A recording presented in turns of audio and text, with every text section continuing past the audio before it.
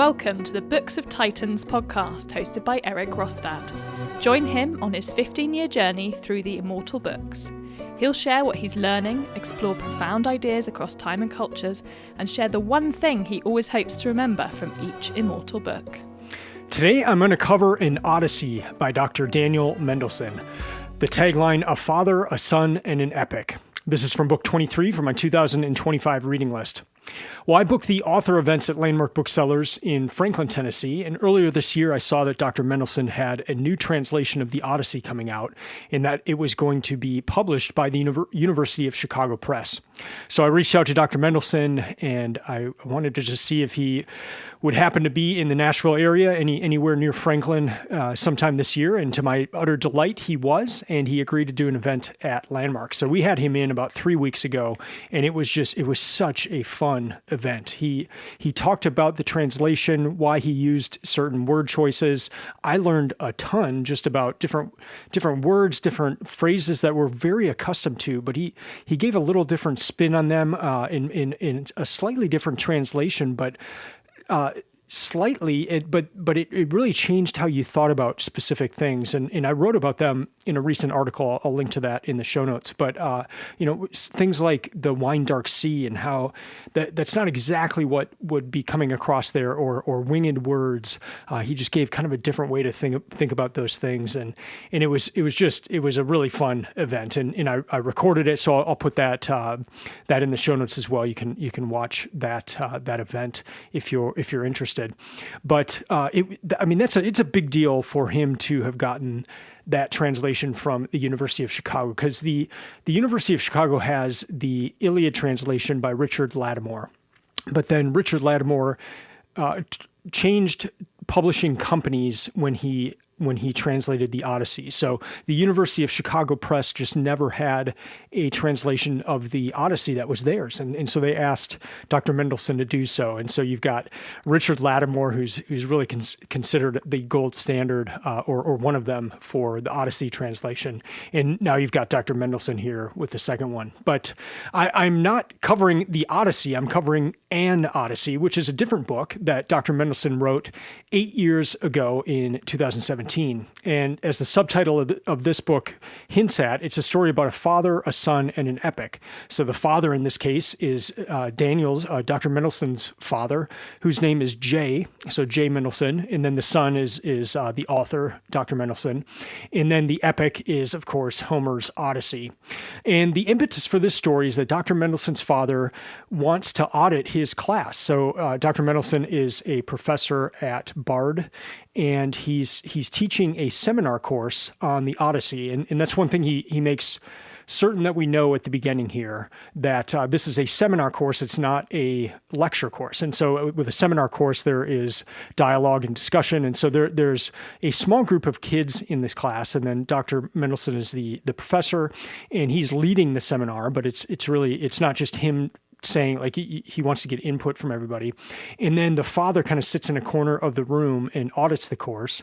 And at first says, I won't say anything, I'm just going to be there to listen, but actually becomes quite an active participant. So this is a work of nonfiction. This is not a novel, but this actually happened. And so this ties together this classroom setting for the Odyssey. But then after the course, Dr. Mendelsohn and his father decide to take a cruise. And this cruise is in the Mediterranean. And this cruise is to go to all the different spots that show up in the Odyssey. And so they do this as a father-son duo.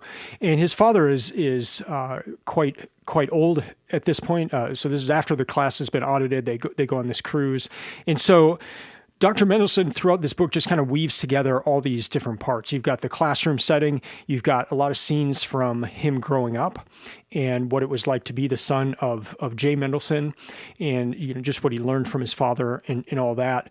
But then you've got this cruise working in, and then the book also incorporates kind of the final part of Jay's life. And so it's Daniel realizing his father doesn't have much time left, and you actually kind of go through to his death in this work. So it's actually an incredible and brilliant way to write about an epic. if you were wanting to teach about an epic, this has it all. Like, you've got this classroom setting where Dr. Mendelsohn, as the author, can write about what he says in class. He can write about what he wanted to say in the class, but ran out of time to do so. So you're getting a lot of thoughts that way. He can tell what his students said in the class. He tells what his father thought and what his father said.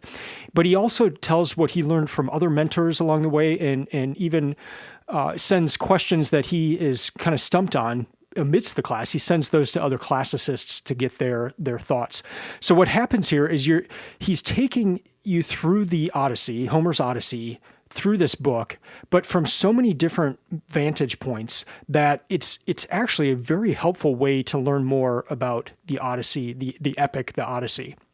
And so I would suggest, and it's also just a really fun way to do it. So I start with the Odyssey. Don't read this before the Odyssey, but read Homer's Odyssey first. And then I would read this right afterwards, because it just helps you learn about a lot about the epic, and in a really delightful way. So that's kind of how this book is set up.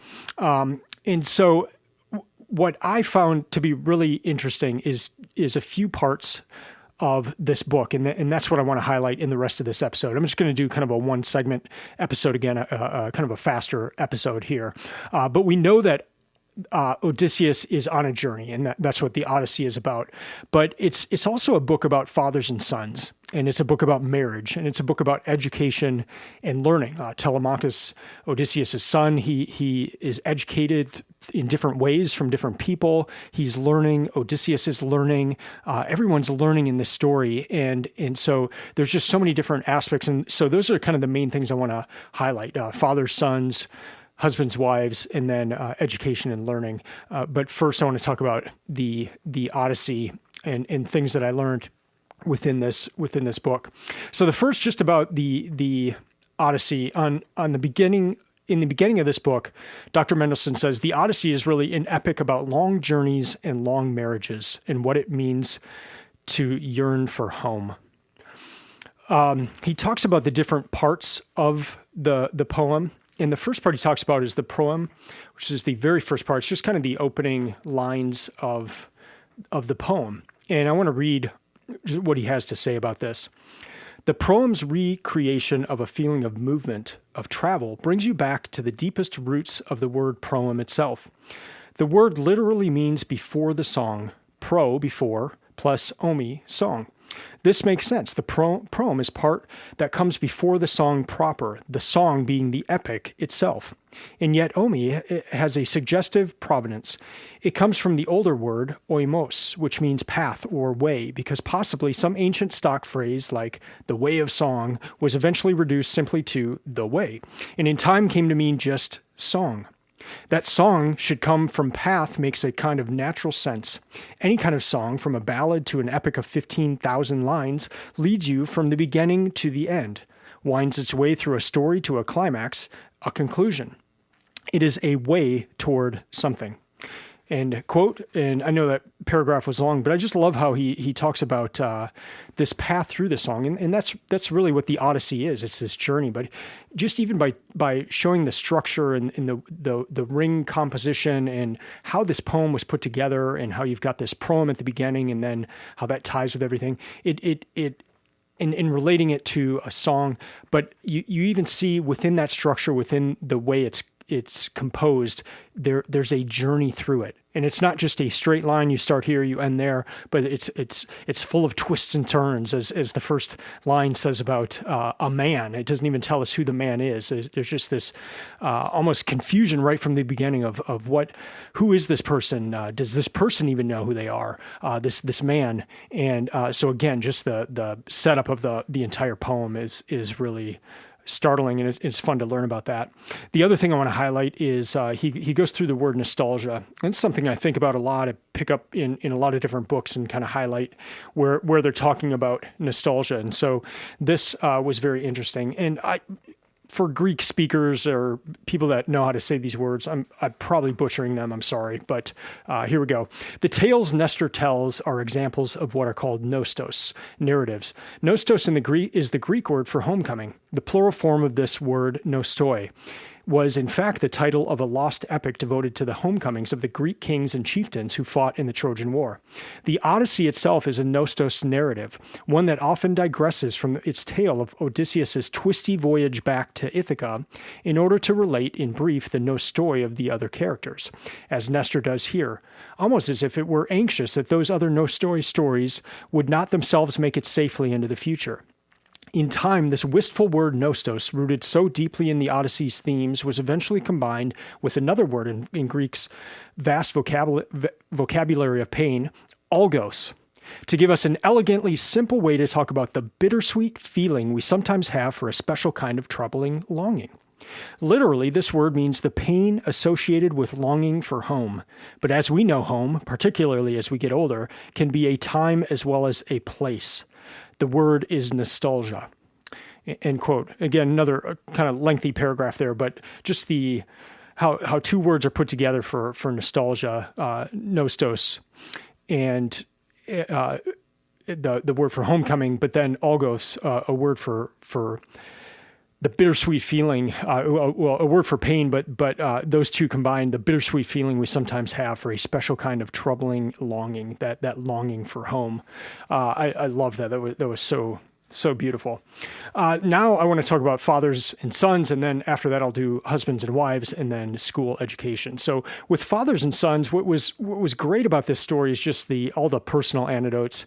And one that was really special was that Jay, the father, had made his son his bed, and it was a bed that was still with Dr. Mendelsohn later in life. And so when his father would come audit this course, his father would come the day before and then stay at his house so that he could go with him to the class the next day.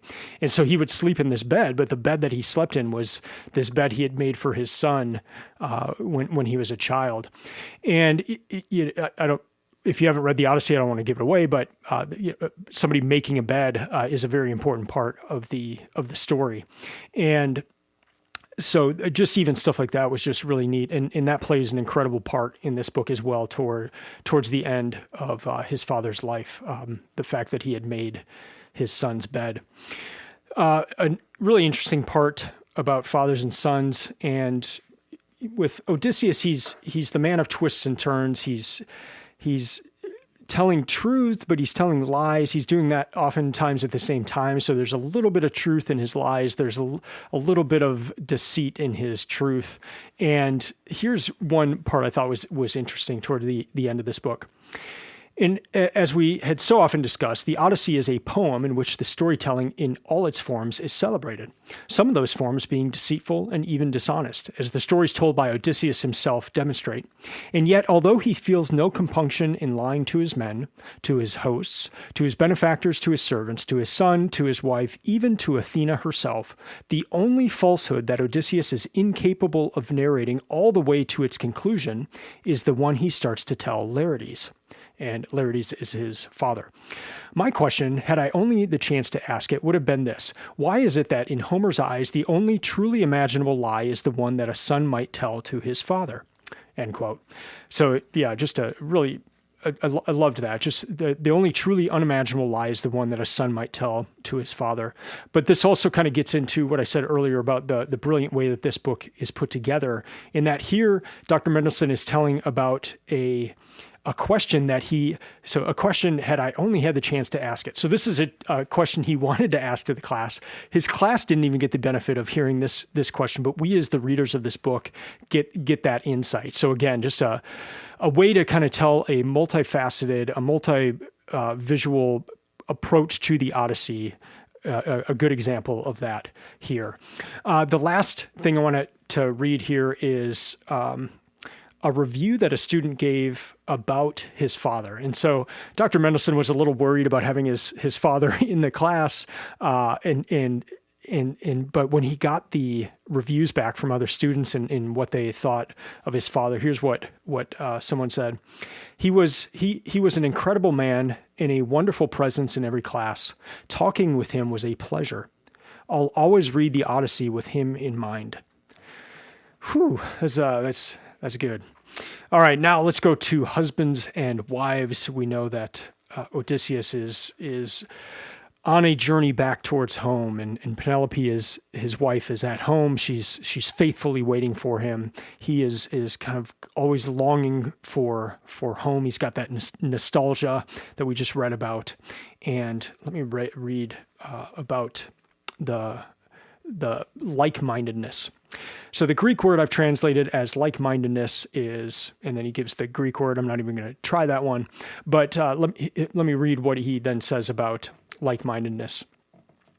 Why do you think like-mindedness is the most important thing according to Odysseus in Book 6? And then it goes on for a little bit. So like-mindedness here refers to Odysseus and his wife, Penelope. And so Dr. Mendelsohn in this class, he's asking this question: how will they be able to recognize each other, do you think? And the quote there, so he's asking, if you're unfamiliar with the Odyssey story, by the time Odysseus gets home, he's been away for 20 years. And so there's this idea that the body, that the physical, there will be such changes that it's possible they won't recognize each other. And if that's the case, how will they be able to recognize? And so later on in that class, Dr. Mendelsohn asks he asked that question, and then one of the students said, it will be something in their minds, not their bodies. And then it goes on, your physical appearance can change with time, but nobody can take away what? And that's Dr. Mendelsohn asking his students that.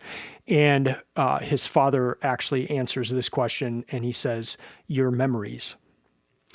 So the idea here, your physical appearance can change with time, but no one can take away your memories.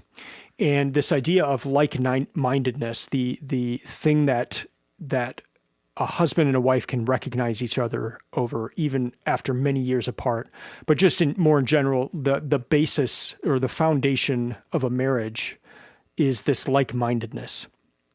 And nobody can take away those memories. And that's how they recognize each other.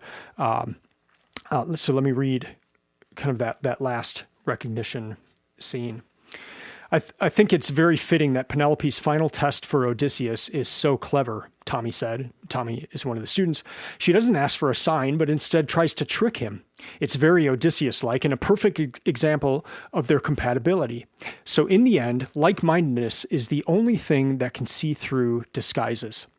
It's like they need to emotionally process what they've been through, and the way they do that is through storytelling. So that's later on. After they have the reunion, they're just talking. They're telling each other these stories. But there's this like-mindedness, and even that that they're almost like trying to trick each other. But that's the way. That's almost one of the ways that they can realize that who each one is through that like-mindedness. And it was. I loved seeing that. I just love kind of learning more about these epics and seeing things in this way of digging in deep to an idea in that way, but then seeing how Homer traces that throughout the epic. The last thing I want to highlight here is a few things that Dr. Mendelsohn said about school and about learning. So the first is this. I thought it was just a beautiful description of learning. This is him when he's first at college as a youngster. When I finally returned to my dorm room from the university bookstore one afternoon late in August of 1978 and opened a new introduction to Greek, the dark buckram boards slightly scratchy in my hands, the pages as cool to the touch as sliced apples, it was with the special joy it's possible to feel only when you are a student about to embark on a course of study that you have long anticipated. End quote. I love that. Just that special joy it's possible to feel only when you are a student about to embark on a course of study that you have long anticipated. I know that feeling well, and it is a wonderful feeling. Here, later on, he's talking about teachers, and he's mentioning a certain teacher he had in his life, kind of a mentor teacher named Fred. And he says this: "It was from Fred that I understood that beauty and pleasure are at the center of teaching. For the best teacher is the one who wants you to find meaning in the things that have given him pleasure too, so that the appreciation of their beauty will outlive him. In this way, because it arises from an acceptance of the inevitability of death, good teaching is like good parenting." End quote. I'd never thought about it that way before, but just as someone who, if you love appreciating beauty, you want to share that with others, you are a teacher. And the hope there is that appreciation that you have had of certain beauty will outlive you, will extend to the life of the person that you are teaching, and that they will be able to carry that on as well. It's like you open their minds up to a beauty in the world that they perhaps had never seen before. And there's a lot with this book that does that. You're opened up to the beauty of Homer's Odyssey, in a lot of things that you probably have not ever seen before while reading the Odyssey. But you're opened up to the relationships between husbands and wives. You're opened up to relationships between fathers and sons. And it's, Dr. Mendelsohn does. He's a teacher in this book, but he relates to what teachers have taught him.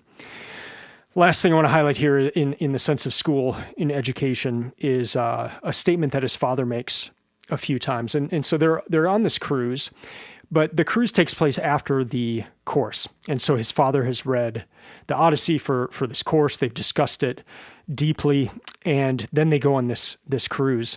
And they're going to these places where the Odyssey takes place. And you would think, oh man, to see this in real life, to see these spots, but Jay, the father, sees them, and he's kind of disappointed. And he says it more than once, but he turns to his son and he says, "The poem feels more real. The poem feels more real." And I just thought that was so neat to think about the Odyssey by Homer, in whether we're reading it in a room in our house, kind of traveling in our minds, or whether we're actually in these places. The power of it is in the myth. The power of it is in the story itself. The poem has such a strong hold that, as Jay says here, it can feel more real than being in the place itself. And that's just an incredible thing to consider. Well, if I had to narrow all this down into one thing for my one key takeaway, it's one I've been thinking about a lot, especially with the Iliad and the Odyssey. I read those for the first time over the last 3 years. I read them each 2 times. And the more I get into them, the more I read books like this, where you kind of do a deeper dive into the epic itself, I come away with a thought that everything is in here. And I know not everything is in here, but the deeper you go, just the stuff about husbands and wives, the basis, what's the basis for a good marriage? Is it physical attraction? Is it like-mindedness? Just kind of starting to ask these questions. Homer's bringing these things up. What about fathers and sons? What about the education of a son? What about a son who is away from a father and has no father figure, has mentors, but then you look back to the Iliad and just all the different things and ideas and circumstances. There is so much there. You could spend the rest of your life just studying one of these epics or both of them and just keep going deeper and deeper. And I just love that. I love that about these epics. And I love books like this that just help you see new parts about these epics. They help you appreciate new parts of the beauty of them. So thank you, Dr. Mendelsohn, for this book. I can't wait to read the Odyssey translation that he has done as well. But if you're looking for a way to learn more about the Odyssey, this is a fantastic place to start. It's a 302-page book. It took me 8.5 hours to read it, and I just wrote one word at the very end on the last page, and that was beautiful. It was truly a beautiful book. That's going to do it for this episode. Thank you for listening. I'd love to hear from you if you've read this work in Odyssey by Daniel Mendelsohn. You can comment on this this podcast post on Substack. That's the best place, just so other people can see what you've written and we can get a conversation going there. If you have something you'd like to just share with me without the other people seeing it, go to email at Erik, ERIK, at booksoftitans.com. I'm currently reading books for my summer break. So in July, this book fell in July in Odyssey. And that's where I take a break from reading the Immortal books, and I read books that are kind of on my to-be-read pile. And so I had started this book before the Dr. Mendelsohn event, but I did not finish it before he came. So but I did want to read the rest of it. And so that's what I did here in July, one of my books for July. So I'm closing out July here. I may go a few days into August with reading a few books by Derek Holzer. He is a new friend who he had an event at Landmark Booksellers earlier this year too, and he has written a couple books kind of for middle age or middle school aged kids, and so I'm reading those. We're doing a second event later this year for his second book. So I wanted to read the first one to get an idea of where things are going. And then the second one, he sent me a copy of that so I could read that. So those have been a lot of fun. Yeah, I'm really enjoying those. So the first one is called Bryce and the Lost Pearl. The second one, Tambika and the Shield of Wisdom. After that, I'm going to take a good part of the month of August to read books by Alan Levi. So again, with Landmark, I booked Alan Levi, an author, for 2 events in September. And they sold out. I mean, people are so excited about him coming. And it's a book I covered on the podcast earlier. It's called Theo of Golden. And so I'm going to reread that book in preparation for the event. I'm going to read Alan's other book, and then I am going to listen to podcast episodes and all that. I just want to be ready for that event when he comes in early September. If you would like to discuss that book, I'll be going over that for the Short Great Books reading group that meets in August.